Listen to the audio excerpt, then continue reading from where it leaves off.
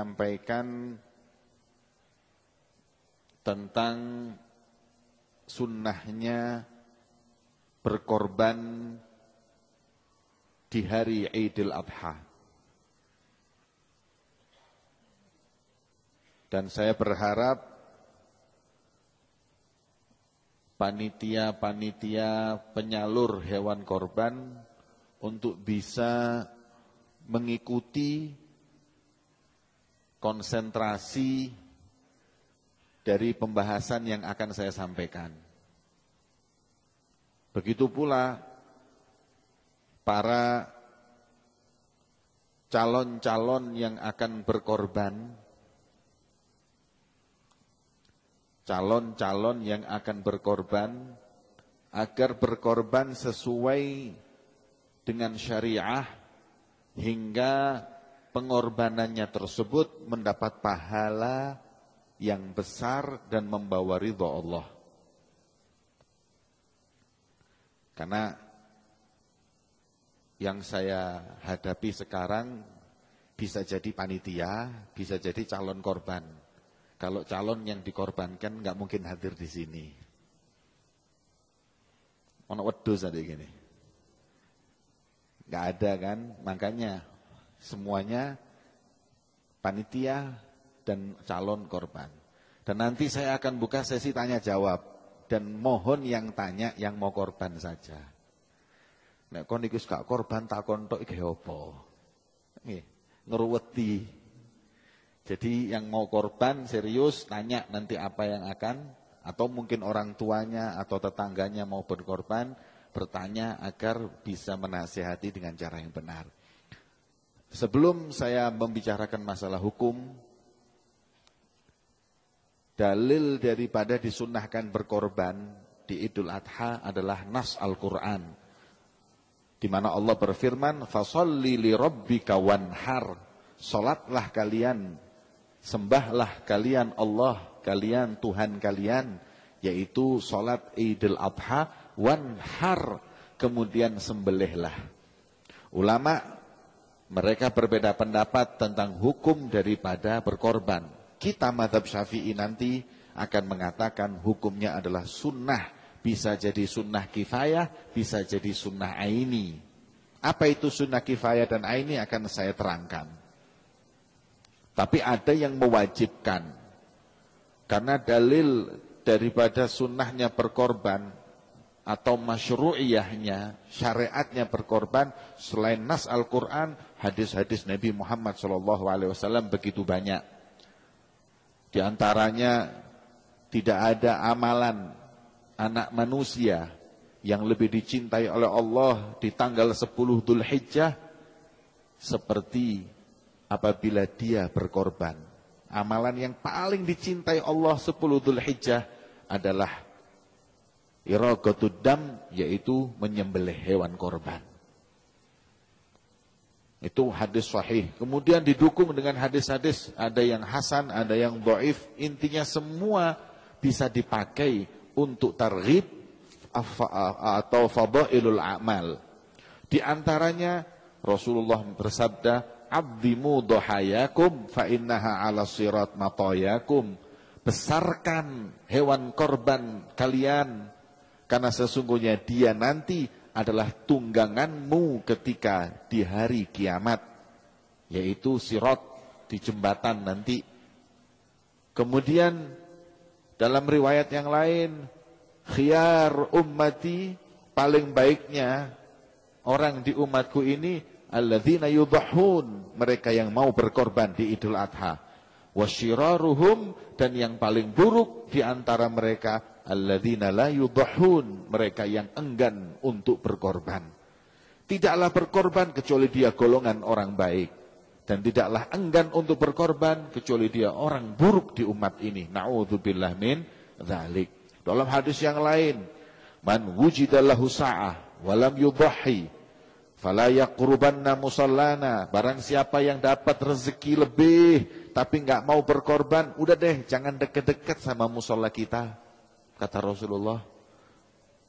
Enggak pantas masuk musalla, masuk masjid orang yang dapat rezeki banyak tapi enggak mau berkorban.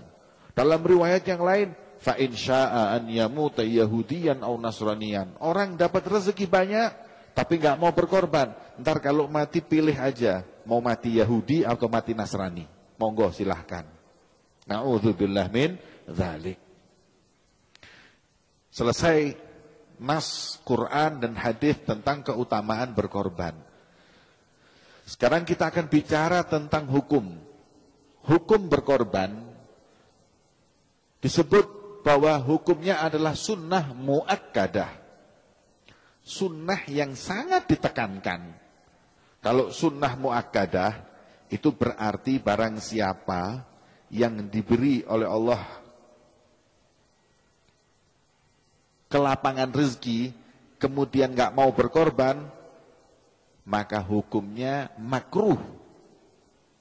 Di dalam mazhab Syafi'i kita makruh, walaupun di mazhab lain haram, dosa. Ya, kalau kita mau hati-hati, ya ada yang mengatakan dosa, ya korbanlah. Kemudian sunnah tersebut muakkadah, itu sunnah aini bagi setiap orang yang dia sudah mampu bekerja sendiri, kemudian dia sudah nggak lagi dinafkahi orang tua, maka sunnah bagi dia itu untuk berkorban.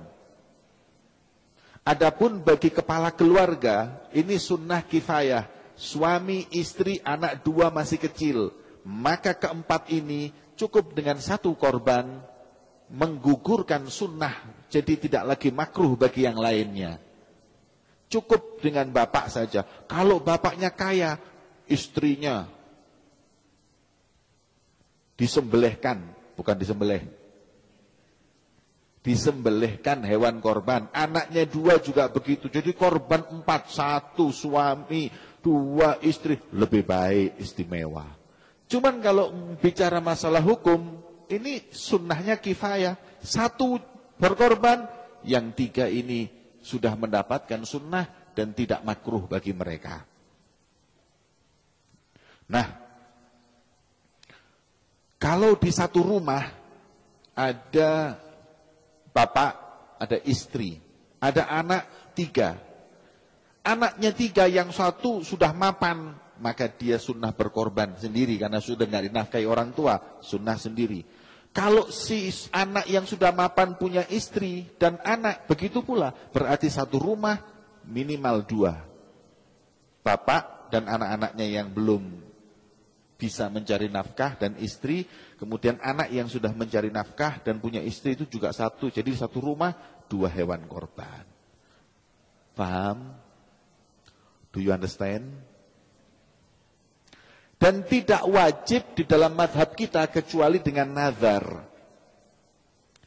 Nazar itu apabila dia mengatakan lillahi alayya, aku wajibkan pada diriku, aku nazar untuk menyembelih hewan korban nanti di Idul Adha, maka ini jadi wajib. Terus kalau nazar, apa fungsinya? Fungsinya memperbesar pahala. Pahala wajib dengan pahala sunnah, jelas besaran pahala wajib. Anda nazar, berarti Anda memperbesar pahala. Anda tidak nazar, sunnah, ya dapat pahala yang besar. Walaupun tidak sebesar nazar, tapi ingat, ada konsekuensinya ketika bernazar yang harus diketahui nanti bagi yang berkorban. Apa konsekuensinya? Akan diterangkan nanti. Enggak banyak. Kemudian selesai bab hukum. Ada yang mau tanya? Monggo, mau yang tanya tentang hukum dulu. Kalau ada yang kurang jelas hukumnya tadi ini, monggo ditanyakan.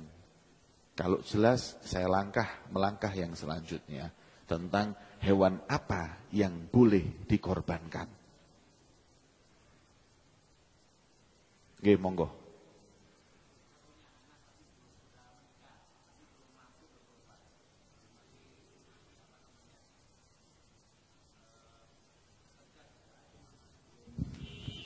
Belum mapan betul ya. Kemudian Sebagai orang tua kita membelikan boleh apa enggak? Kasih Hukumnya. duit. Kasih duit untuk beli. Kasih duit anaknya untuk berkorban. Ada pertanyaan, bapak punya anak 2. Bapak berkorban untuk istri dan anaknya, cuman 1 anaknya ini sudah nggak lagi dinafkahi oleh bapaknya, tapi pas-pasan. Dia nggak bisa korban, tapi dia nggak dinafkahi orang tua.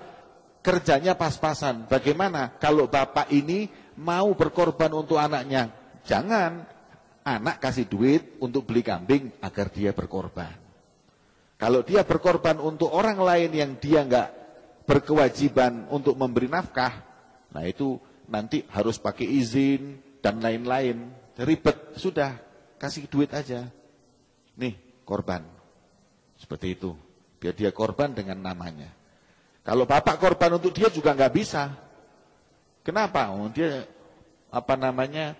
sunnah sendiri untuk berkorban. Ada pertanyaan lain? Monggo.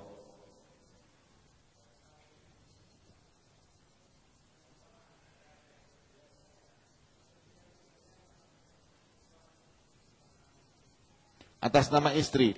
Nggak usah atas nama istri, sebaiknya atas nama suami. Jadi begini, pertanyaan, tahun ini yang berkorban suami, tahun depan yang berkorban istri, gitu. Iya.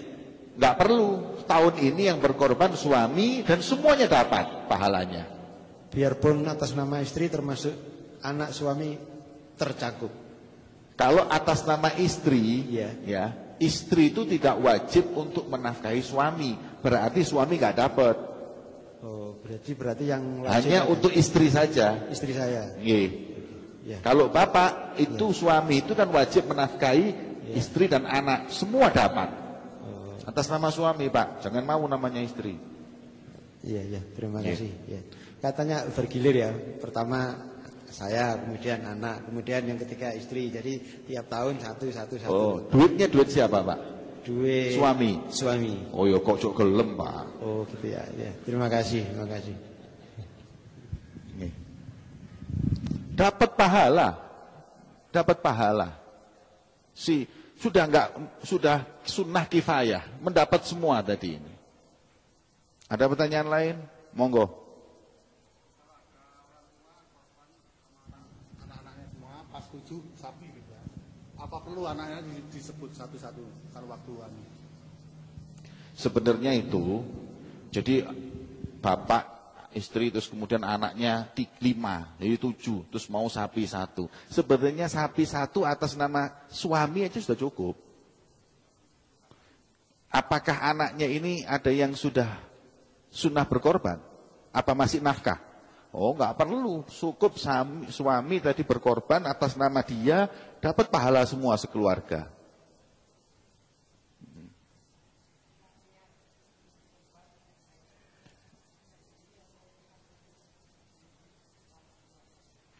Niat nanti akan saya bahas. Niatnya untuk suami saja, yang berkorban itu aja. Kalau suami berkorban, saya niat lillahi Allahumma ya hadhihi minka wa ilaika fataqabbal anni, dia motong sudah dapat dengan istri dan anak-anaknya yang dia wajib nafkah tadi itu. Sebutkan saja buat dirinya tadi itu. Ada pertanyaan lain? Saya teruskan tentang hewan korban. Selesai. Insyaallah wis pinter. Yang kedua, hewan apa saja yang boleh dikorbankan? Ulama berkata, tidak sah korban kecuali dengan na'am. Apa itu na'am? Onta, sapi, dan kambing. Jenisnya onta, dan kemudian macamnya, monggo silahkan. Onta apapun. Jenisnya sapi, kemudian boleh berkorban dengan sapi atau dengan macamnya apapun. Macamnya sapi itu apa? Kerbau. Kerbau termasuk sapi. Bison. Banteng. Enggak apa-apa. Pakai banteng mang di alun-alun itu. Bisa dikorbanno itu. Paham? Sapi dan macamnya. Kerbau dan lain-lain. Yang terakhir, kambing. kambing jenisnya, macamnya boleh. Mau kambing domba, mau kambing kacang, mau kambing hutan, mau kambing gunung, mau etawa, monggo terserah. Paham? Yes. Sekarang setelah kita tahu, oh ini kambing, oh ini sapi, oh ini onta yang boleh disembelih, maka mana yang paling afdol? Ulama berkata paling afdol adalah onta. Paling afdol onta, karena memang onta paling mahal, onta paling banyak dagingnya, paling banyak sedekah nantinya, paling banyak darahnya ketika disembelih. Masjid Nur korban onta berapa? Kalau belum ada, monggo, ada kebun binatang yang kebanyakan onta, mau dijual. Saya ditawari, Habib mau unta. Kemudian saya tanya, berapa? 200 juta. Wurung. Iki korban sembarang kali, sak perasaanku bisa nih, 200 juta dibeli dek ngarepku. Mending sapi 10 niku nggih. Karena memang di sini nggak ada, dia jualnya mahal.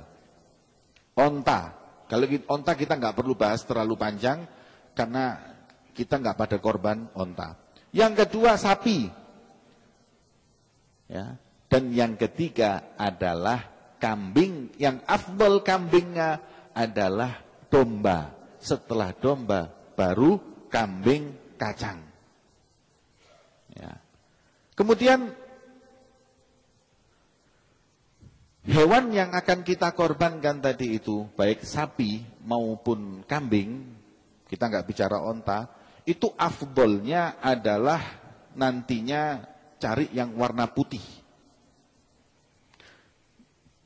Sebelum saya bahas warna, ada tadi yang tertinggal. Kalau kita menghadapi dua pilihan, mana yang lebih afdol? Nyembelih sapi apa menyembelih 7 domba? Karena sapi itu kan bisa buat 7 orang. Onta bisa buat 7 orang. Kalau kambing hanya buat 1 orang. Kemudian saya punya rezeki melimpah. Saya dihadapkan 2 pilihan. Sapi 1 apa kambing 7? Mana yang saya sembelih? Ulama berkata 7 kambing lebih afdol daripada 1 sapi, karena darahnya lebih banyak mengalir dan insya Allah dagingnya juga akan lebih banyak kalau 7 kambing dibanding 1 sapi. Sapi 1 berapa? Sapi berapa? Harganya 20. Terus kalau kambing itu yang ganteng 3 juta, 4 juta. Ping no pitu biro. Kambing 5 juta yang bagus. Ping no pitu 35 juta. Makanya lebih afdol. Ya. Ojo cempe-cempe ngono sing mbok beleh 750.000. Nggih. Kemudian lebih afdol 7 kambing daripada 1 sapi. Warna. Dan afdolnya Rasulullah ketika menyembelih memilih yang paling bagus. Menyembelih ini yang paling bagus. Besar, ganteng, seger, gak loro-loron sing apik. Warnanya putih. Kalau nggak ada warna putih nanti ya sudah cari yang warnanya itu kekuning-kuningan. Kalau enggak ya wis campurlah. Warnanya itu tambalan antara putih dengan hitam. Atau kalau tidak itu hitam dan terakhir merah. Nih, pertanyaannya kenapa sih Beb kok afdolnya putih? Putih itu didelok enak. Gagah. 1. Dan kedua, ada pendapat yang mengatakan putih lebih afdol dari hitam. Itu konon kambing yang warna putih dengan kambing warna hitam dagingnya enakan yang putih. Ada yang bilang seperti itu. Mungkin yang ngerti ilmu perkambingan paham nih. Kan wonten nah orang yang ahli ilmu perkambingan. Delok kambing ini tok ngerti, wah ki enak dagingi. Oh iki gak enak lebus. Ada orang yang ahli dalam ilmu perkambingan. Biasanya telok leman ya. Nih. Kemudian wasyartuha minal ibil. Kalau onta itu agak ketat syaratnya. Apa? Harus mencapai usia 5 tahun, mencapai tahun ke-6. Makanya paling afdol. Kalau onta nggak bisa, onta 2 tahun, 3 tahun. Harus 5 tahun yang besar. Di bawah itu nggak boleh. Kalau sapi harus mencapai usia 2 tahun masuk ke tahun ketiga. Jadi lewat 2 tahun usianya masuk ke tahun ketiga. Itu syaratnya sapi. Kalau kambing dibagi 2. Kambing apa? Kalau kambing kacang seperti sapi. Usia harus 2 tahun masuk tahun ketiga. Kalau domba boleh setahun. Atau belum setahun pun boleh apabila sudah berguguran atau ganti gigi atau bahasa Jermannya poel. Nih. Asal kata ulama poel itu boleh apabila sudah mencapai 6 bulan ke atas. Nih. Ini persyaratan kambing yang boleh disembelih. Makanya ketika mau beli kambing atau mau panitia menerima kambing, pastikan dahulu usia sapinya sudah 2 tahun masuk ketiga apa enggak. Kalau belum, maaf, kalau panjenengan minta tolong untuk nyembelihkan, saya sembelih dan saya bagikan. Tapi kalau untuk korban, maaf, ini enggak mencapai syarat. Oh no. Dadi panitia kayak ngono iku wong-wong iki gati ngerti wong-wong iki. Enggak sembarangan diterima. Sapinya dilihat dulu. Oh, usianya. Pertama masalah usia ini. Pastiin usianya. Kambing, ada orang bawa kambing, dilihat kambing apa ini? Oh, domba. Sudah setahun belum? Atau langsung sampai lihat giginya. Oh, wis poel. Terima. Insya Allah 6 bulan lebih itu. Nggak mungkin segede itu di bawah 6 bulan. Nah, kemudian kalau kambing kacang, tanyakan sudah 2 tahun apa belum? Banyak orang-orang sekarang ini korban tapi kambingnya nggak nyampe 2 tahun. Itu nggak sah kalau kambing kacang.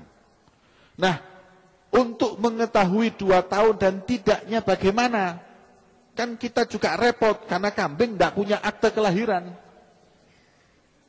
Nih, apa mana KTP? Elektrik mana? Nggak mungkin. Terus gimana?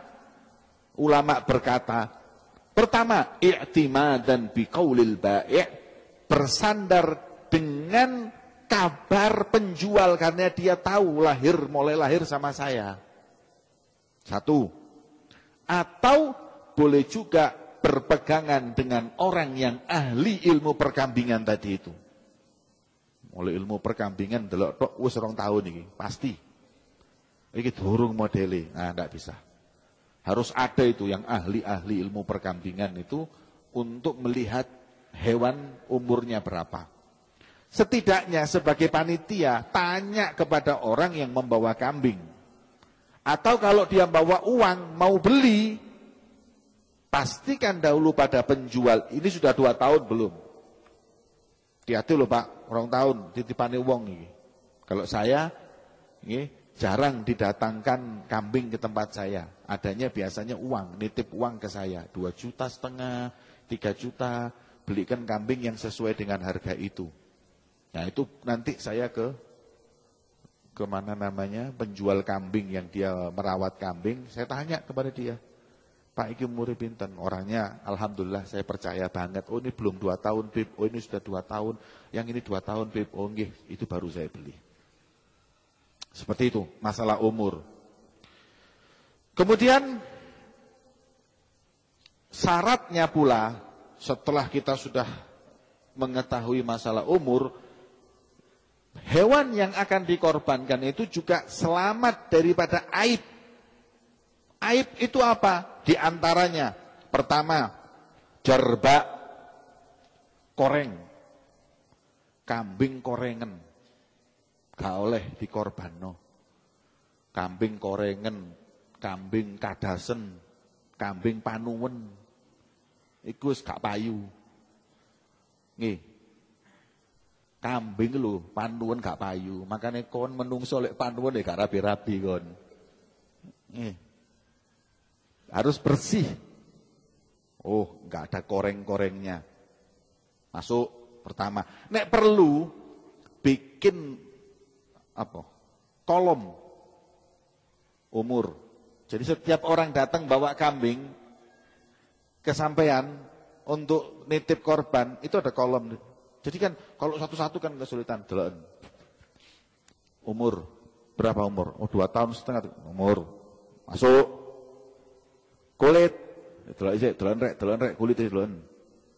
Mulus. Nggih. Mulus. Masuk. Dilihat lagi. Wala syadidul, walaupun sedikit enggak boleh. Koreng dikit enggak boleh. Enggak ada korengnya, bersih, mulus. Keret. Wala syadidul araj. Tidak boleh pincang yang nemen pincangi. Dadi lek ana wong ngeki wedhus kono mlaku sik, Pak. Jadi sampean siapkan catwalk buat kambing-kambing. Pesen mlakune ya apa rek? Miring-miring, oh gak wis balekno. Kalau arojnya sedikit, ada pincangnya dikit, enggak apa-apa. Tapi lek nemen coret, oh enggak bisa. Kemudian dilihat lagi wala ajfa, kambing itu ndak boleh terlalu kurus. Ate yo purek kambing kuru ngono. Dibeleh iki lho. Ngetek-ngetek no energi. Dibeleh gak ono daginge, belung mbek kulit tok mbek entut. Terus kayak apa? Ndak sah. Dilihat ada dagingnya. Oh, ini mantep. Ambian gini loh, Rek. Itu kambing itu kan kendaraanmu nanti hari kiamat. Ate mbok tumpahi ya sing kayak ngono yo. Nyosop kon di Siratal Mustaqim kon. Nggih. Pilih yang gede, apik, minimal sing sedeng. Ya. Wala majnunah, tidak boleh kambing gila. Boh, apa rek kambing gila iki? Loh, kata ulama, iki kambing gila iki apa sih rek? Menungso gendeng masuk akal, punya akal terus gila. Lah kambing lah gak ono akal ya. Terus kambing gendeng itu ya apa? Kambing gila ialah kambing yang dia itu enggak bisa diem, nubruk kono, nubruk kene, edan. Tukaran kono, tukaran kene. Makanya wong seneng tukaran gendeng kayak padha mbek wedhus. Tukaran itu tanda gila di kambing. Bukan berarti sampean tes dulu kambingnya. Namanya siapa? Panitia ngono. Iki panitia bisa dan bisa nih. Bukan di situ. Kambing gila itu gerakannya tadi itu loh. Kemudian wala amya wala aura, dan tidak diperkenankan kalau kambing itu buta atau aura. Ya. Apa itu aura? Aura itu adalah akwar, matanya juling, matanya satu aja bisa lihat. Tapi boleh rabun. Rabun itu lek bengi gak iso ndelok, lek awan ndelok atau sebaliknya, itu boleh. Rabun boleh. Nggih. Dadi lek rabun gak oleh lak repot arek. Panitia nyiapno tulisan ABC 1 2 sing kaya dokter mata nih. Nggih, dites kadus iki pira? Nggak perlu, pokoknya bisa lihat, ya bisa lihat, tidak juling, tidak mata tinggal satu. Karena kesian kadang-kadang saya pernah hadirin, mau nyembelih gitu pas ngasih makan, rumput yang kita berikan ini ada duri-durinya atau ada tangkainya. Lah tangkai ini kena mata, gak iso dikorbanno wis. Ya. Padahal sudah siap-siap, waduh, gak iso wis. Ya harus dijual, dibelikan yang lain. Dan ini tidak bisa dibuat korban, ya buat sembelihan biasa. Kemudian, wala maridatan maradhan yufsidu lahmaha. Dan kambing sakit juga enggak boleh. Yang sakitnya itu bisa merusak nikmatnya dagingnya. Jadi kambing sakit, yang sakitnya itu merusak nikmat dagingnya. Kalau sakitnya nggak merusak, nggak apa-apa. Gimana Beb sakitnya nggak ngerusak? Ya pokoknya sakit biasa, flu, watuk, sariawan, nggak apa-apa. Ya, yang sakitnya biasa. Kemudian hamil nggak boleh. Pendapat yang paling kuat mengatakan kambing hamil tidak boleh. Ada pendapat yang mengatakan boleh, tapi saya berpendapat karena yang kuat mengatakan tidak boleh.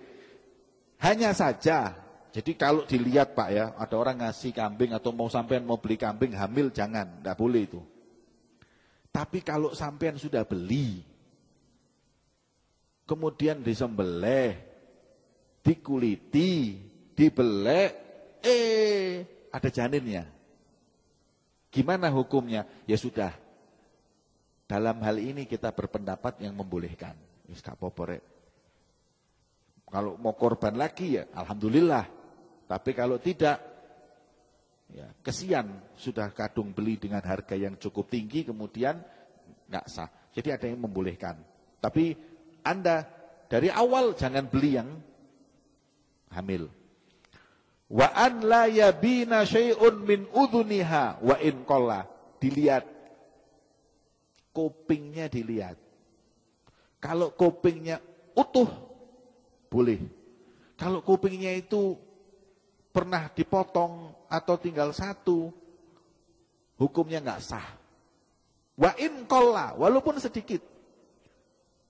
Pokoknya kalau kurang telinganya nggak boleh. Tapi kalau bolong, mungkin kambing itu pernah dikasih anting-anting, dikei tindik, rupane tahu dadi preman kambing iki biyen, terus tobat. Akhirnya korban Idul Adha. Gimana hukumnya? Boleh, karena enggak berkurang dari telinganya. Ya.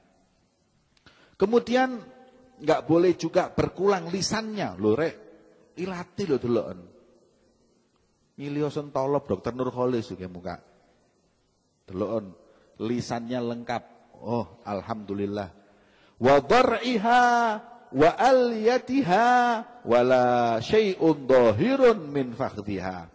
Dan tidak boleh juga ya, berkurang walaupun sedikit di lisannya dhara' dan aliyah.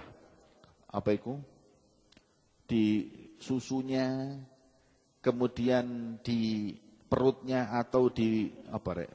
Aliyah itu ngapunten bokong. Bokongnya bahasa Indonesia ini pantat. Ya. Tempong. Ya, tempong. Dilihat jangan luka atau berkurang enggak boleh. Wala syai'un dhahirun min fakhdhiha. Pahanya dilihat. Kalau ada luka sedikit, pernah sedikit nggak masalah. Cuman kalau kebangetan nggak boleh. Kemudian tidak boleh kambing ompong. Kalau giginya berkurang 1, 2, 3, 4 masih nggak apa-apa. Tapi kalau ompong gak ono untune blas, gak sah. Makanya lho ono nggo kambing cekelen be untu pasangan niku. Pastekno sik iku. Karena kalau nggak ada giginya sama sekali, nggak sah. Kalau masih ada giginya, sah. Kemudian, nggak apa-apa kalau tanduknya terpotong. Tanduk putul, nggak masalah. Nggak ada tanduknya, nggak masalah. Kalau tanduk nggak masuk di situ. Selesai, kita bahas setelahnya niat apa yang perlu dilakukan dalam udhiyah. Sampai di sini persyaratan kambing dan sapi tadi mau ditanyakan, monggo.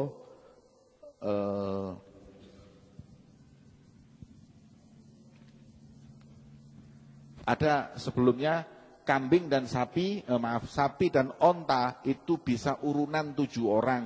Kurang nggak apa-apa. Saya bertiga, sapi 1 boleh. Berempat boleh. 1 orang 1 sapi boleh. Sampai 7. Tapi kalau kambing tidak boleh. Kambing satu, satu. Urunan nggak sah. Ya, urunan nggak sah. Kalau sampean urunan wong loro ae, ngene lho gantian ae wis. Tahun iki dhuwit iki urunano kekno iki. Tahun ngarep dhuwit kekno iki, kayak arisan saiki lho. Boleh. Adapun di sekolah-sekolah itu yang ngumpulkan uang untuk korban enggak sah. Kecuali disiasati. Siswa-siswi sedekah untuk korban, beli hewan korban. Jadi bukan korban, sedekah saja. Jadi uang itu bentuknya sedekah dikumpulkan oleh panitia, terus dibelikan hewan korban. Nah, nantinya uang ini harus diberikan kepada orang. Guru ini, guru ini, guru itu, dia yang berkorban. Tapi kalau korban urunan itu sahnya hanya onta dan sapi, itu pun gak lebih dari 7. Sapi itu loh gak ala teko 7. Konus beli wedhus wong 40 sak kelas, nemen kon iki. Maka itu hukumnya tidak sah. Sampai sini dulu. Sebelum saya masalah niat dan lain-lain, ada yang mau ditanyakan, monggo silakan. Mau tanya Beb, kalau yang sakit tadi, yang sering itu kalau kita bawa sapi waktu dievakuasi itu kadang-kadang murus. Nah, itu termasuk persyaratan apa tidak? Murus tuh mencret. Ya. Kalau murus mencret itu bukan sakit parah yang sampai merusak dagingnya, maka enggak apa-apa. Tunggale pilek niku mau sariawan. Monggo. Gelonggongan niku napa?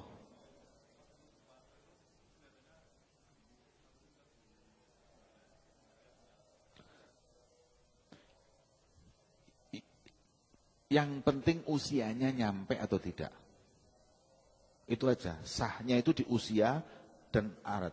Adapun gelonggongan itu diisi air, itu hanya penipuan penjual agar timbangannya lebih. Ingat, makanya saya ini kadang-kadang heran. Herannya kenapa? Ada panitia korban tadi itu menjual hewan korban itu bukan dengan umur, tapi dengan berat. Jual kambing yang 20 sampai 25 1,5 juta. Loh, Mas, kalau kita mau nyembelih itu, yang utama itu sah dan tidaknya di umur, bukan di berat badan. Yang penting berat badan itu ojo sampai ajfa, kurus nemen munting-munting lek mlaku. Iku gak oleh iku. Jadi sahnya sah, hanya itu penipuan, dosa hukumnya itu. Ada pertanyaan?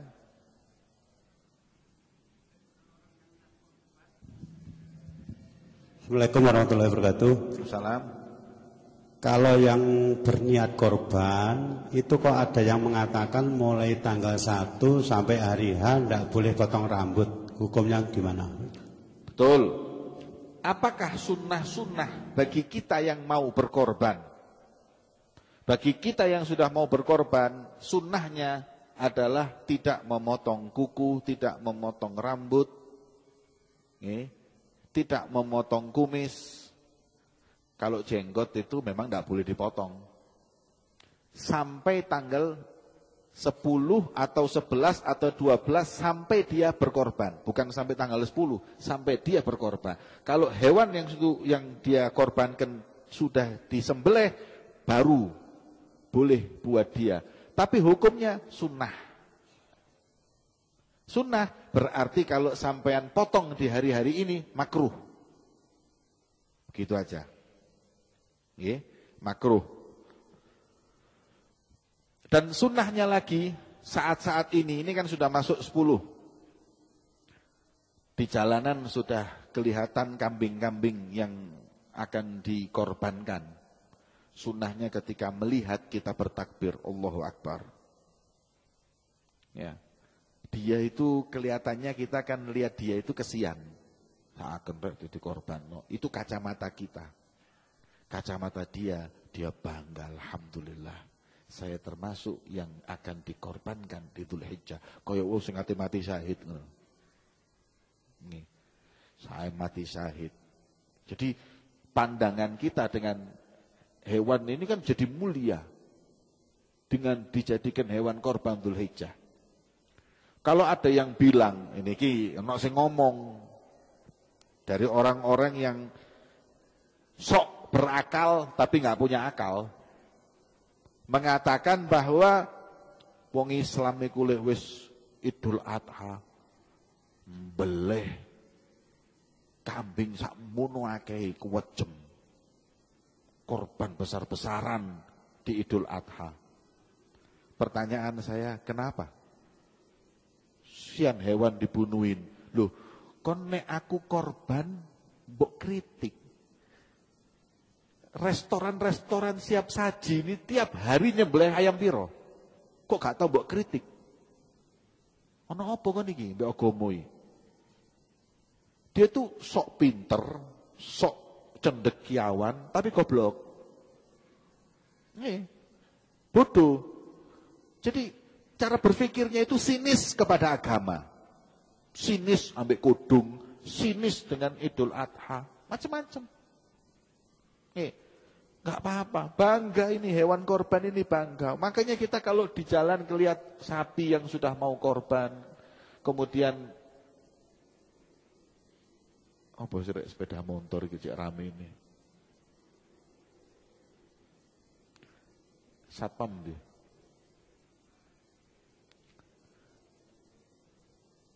Perlu dikorbanno iku. Sampai endi manglali ya. Lihat di jalan kambing dan sapi, kita sunnahnya takbir, Allahu Akbar. Insyaallah gon.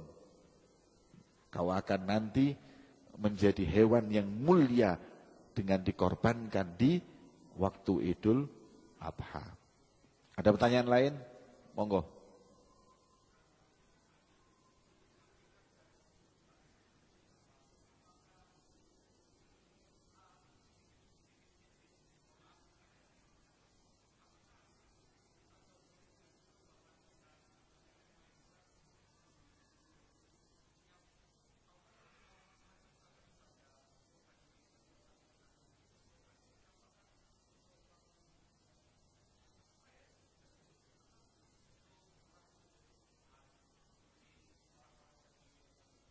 Nuh.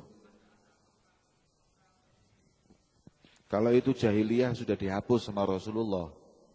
Jadi kalimat kurban itu sendiri diambil dari bahasa Arab. Kurban bil qaf, ra ba alif nun kurban, atau qaf ra ba alif kurban, itu artinya pendekatan. Kita mendekatkan diri kepada Allah dengan ibadah. Kita sedekah. Ini kurban. Jadi jangan Anda pahami korban itu ngorban. Kurban itu pendekatan dengan satu amal ibadah. Kita dekat sama Allah, kita mau dekat dengan Allah. Caranya diantaranya kita sedekah. Kita melakukan amal soleh. Kita menyembelih kambing, kemudian kambing kita bagikan. Ini adalah satu amal soleh yang dia menjadi amalan mendekatkan kita kepada Allah.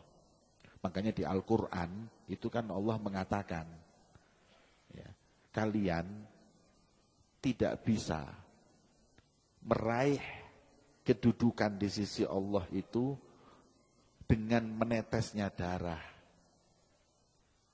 Tapi dengan niat dan ketakwaan itulah yang membuat kita dekat kepada Allah. Ya. Nggak nyampe kepada Allah daging dan darah itu nggak nyampe sama Allah. Yang nyampe kepada Allah pengorbanan bagi sebagian harta kita, membagi dengan sesama di antara kita, ini yang nyampe kepada Allah.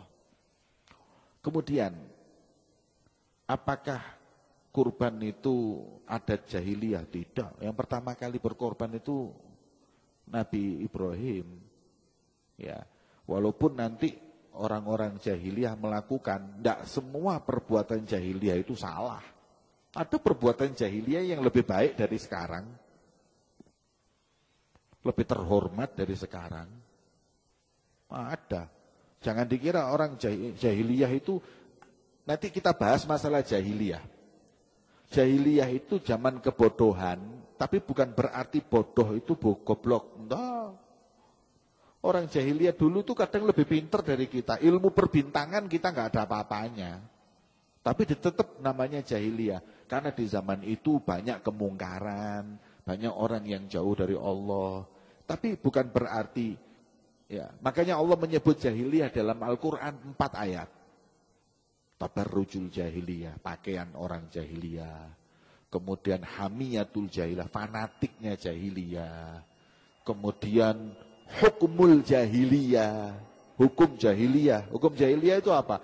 Ya, hukum jahiliyah itu kalau sudah punya kekuatan, kekuasaan, nggak adil.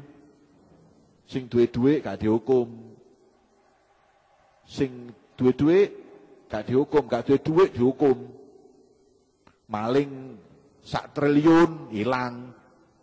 Ya, ibu-ibu nyolong PT dihukum. Ini jahiliyah. Ya, kalau bahas ini panjang, tapi inti daripada ini adalah ini sunnah yang diajarkan Nabi Ibrahim, Nabi Ismail, kemudian diteruskan oleh para nabi sampai kepada Nabi Muhammad SAW. Ada amal ibadah itu, puasa itu dari dulu. Dan ada yang baru diajarkan oleh Nabi Muhammad SAW. Ada pertanyaan lain?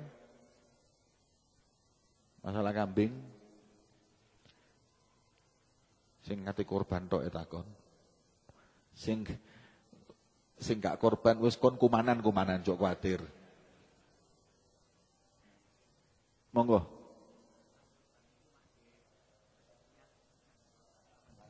Ini pembahasan selanjutnya. Niat habis ini.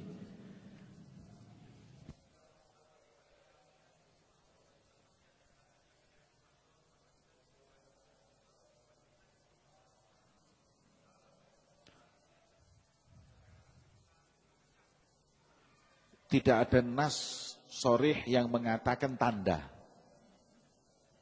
Ramadan juga enggak ada dalil yang mengatakan orang kalau Ramadan itu diterima tandanya, ini enggak ada. Cuma semua amal ibadah itu punya asar, dampak. Semua, sholat, tanha anil fahsya'il, tanda diterimanya, dampaknya dia bisa jauh dari kemungkaran, jauh dari ini dan lain-lain. Kemudian puasa juga seperti itu. Kalau korban, semua amal ibadah pasti ada dampaknya.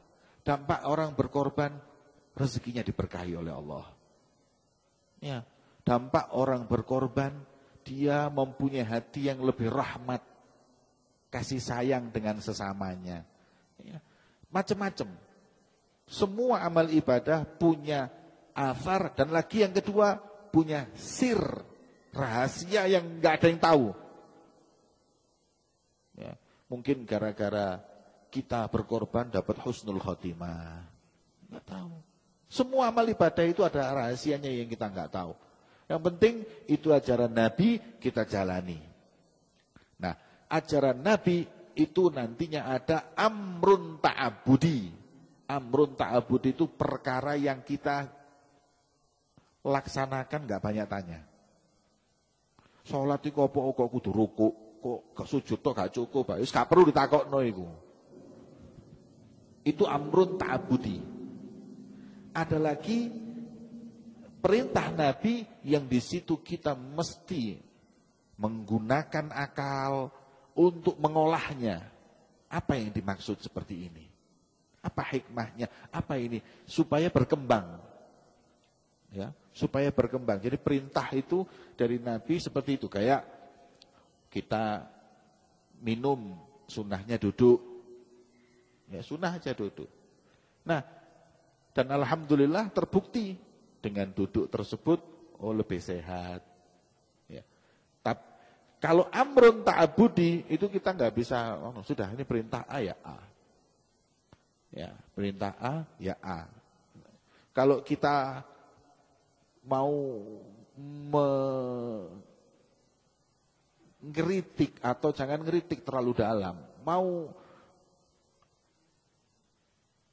memilih yang lebih baik, saya jawab, berarti kon iki luwih pinter teko Rabbul Alamin. Ya.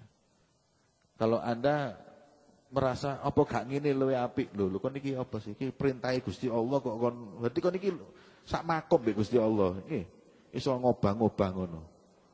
Kalau amrun ta'budi sudah banyak ngomong. Tapi kalau hal selain dari itu, boleh walaupun amrun ta'budi kita ambil hikmahnya. Subhanallah ya, tiba ingin ku ngene, tiba ingin ngene, seperti itu. Ada pertanyaan? Oh. Masalah dengan akikoh, Akikoh. Jadi penduluan mana yang harus didahulukan, akikoh dulu atau kurban dulu? Kalau orangnya kaya, sembelih kambing 2, 1 akikoh, 1 korban. Kalau anak perempuan, anak laki, 2 kambing untuk akikoh, 1 kambing untuk korban. Kalau kaya, lakukan 3 kambing atau 2 kambing minimal. Kalau enggak kaya, pas-pasan. Ada ulama yang membolehkan merangkap akikoh dan udhiyah. Nemisan wis nyembelih kambing siji, ya, sekalian korban, sekalian akikoh. Iki gewong sing pas-pasan miskin.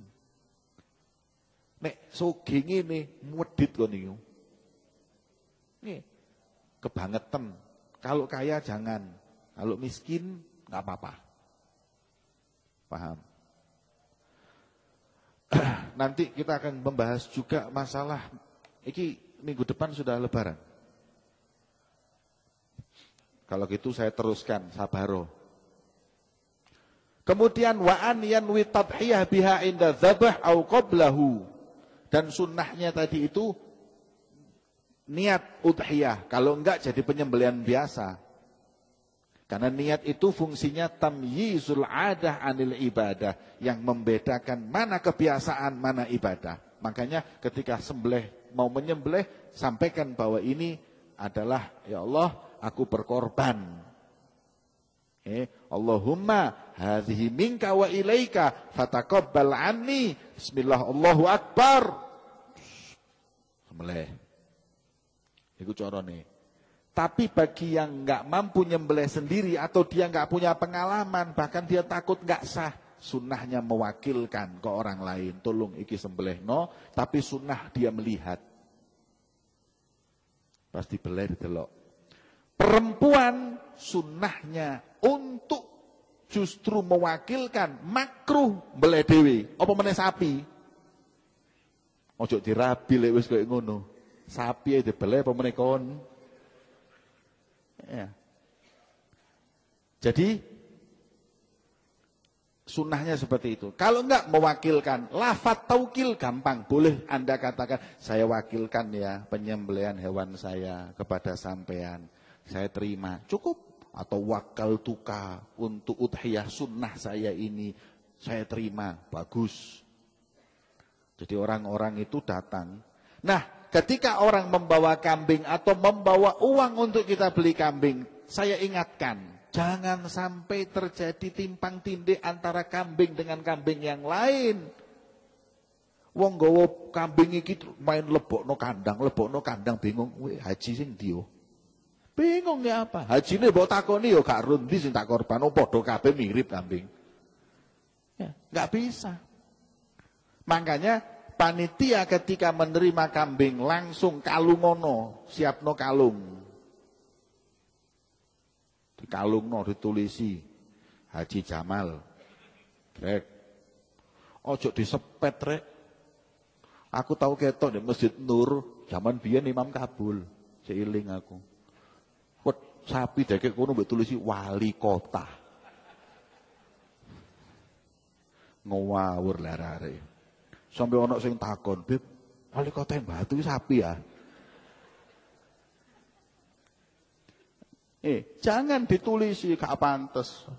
Apa meneh aku titip kene ditulisi Habib Jamal. Ono sing takon, Habib Jamal terkutuk gak saiki dadi wedhus iki. Jangan ditulisi sepet-sepet gitu. DKI, kalung, klek, tulisi. Tapi jangan sampai keliru. Nih.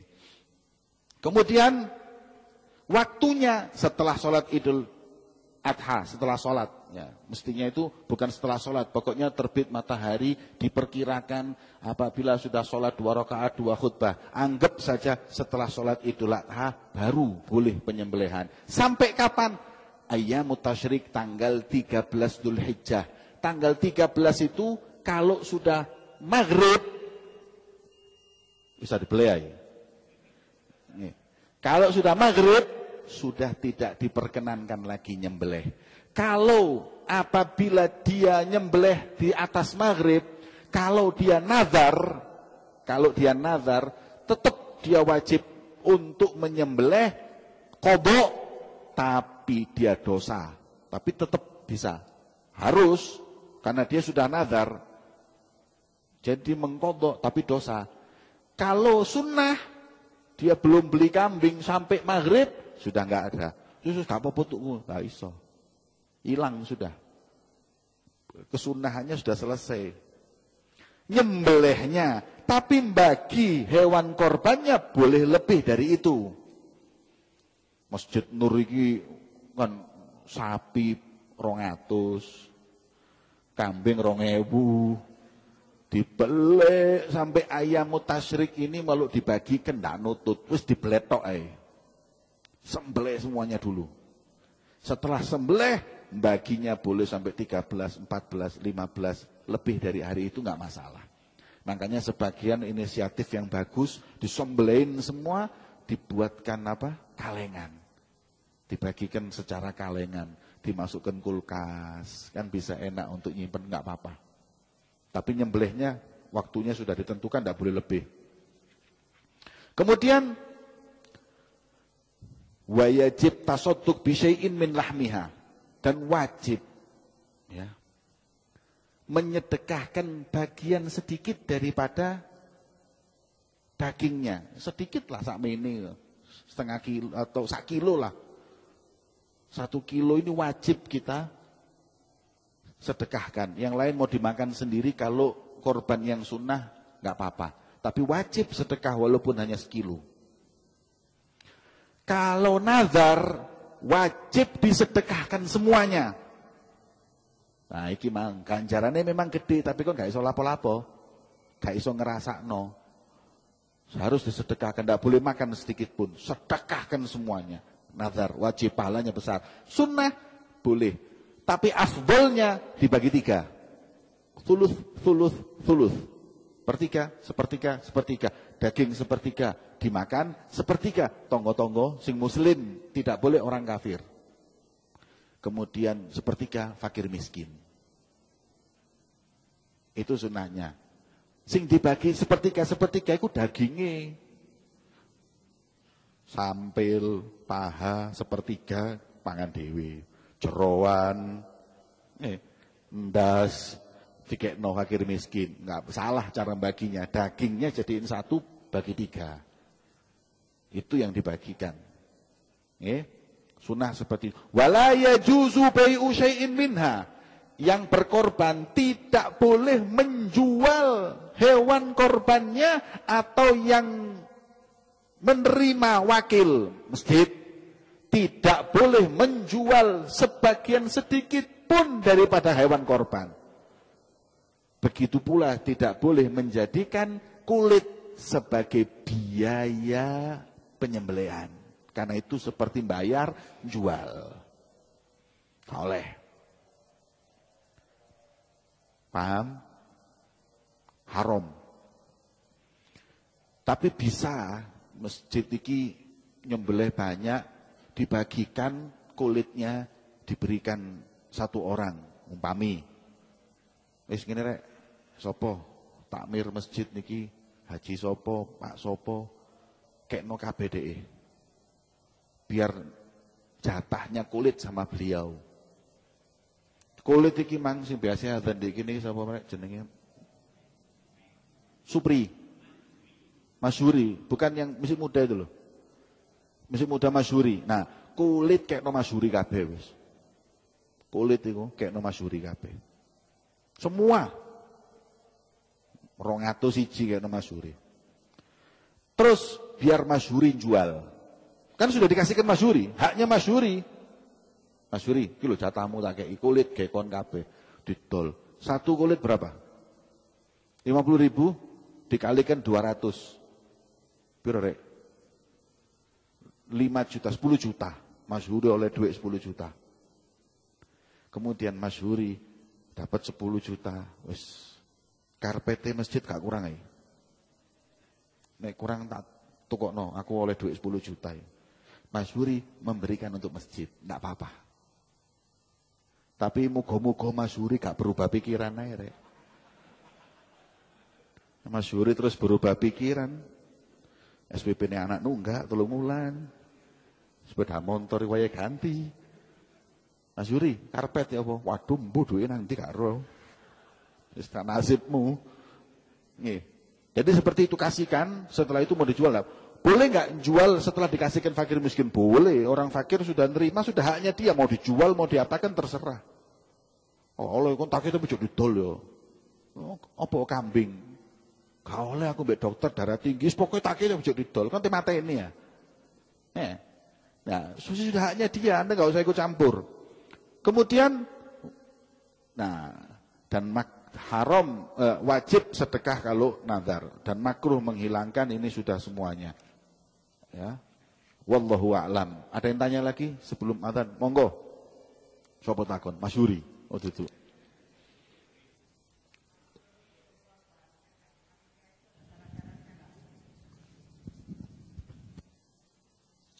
Syaratnya dianya sah berkorban. Kalau dia punya uang, dia sah berkorban. Maka tidak boleh kalau orang kafir, panitia korban, wong kafir, gak oleh, wong dewe gak oleh. Atau anak kecil yang ibadahnya belum sah, gak boleh. Itu aja. Kalau dia sendiri sah melakukan, dia sah menerima wakalah. Seperti itu. Itu syarat wakalah di semua bab di fikih. Ada pertanyaan lagi? Wadus telu, siji ke aku, siji ibuku, siji bapakku. Gimana hukumnya? Kalau wasiat boleh, kalau enggak wasiat enggak sah. Tapi kalau sampean tetap kepingin aku bapakku mbek ibuku oleh ganjaran, maka tetap nyembelih telu atas namamu semua. Saya niat nyembelih dari saya, buat saya. Kemudian ganjarane, pahalane sedekahno. Kayak wong tahlil. Tahlil la ilaha illallah, Allahumma sholli ala Muhammad, terakhir Allahumma ya Allah, ganjaranku tahlilan, ganjaranku takbiran, ganjaranku sholawat, tak hadiahno pahalane ke wong sing wis sedo. Boleh Anda juga begitu. Anda korban, ganjarane kita hadiahno. Boleh. Tapi kalau korban atas nama orang meninggal, pendapat yang paling kuat mengatakan tidak boleh.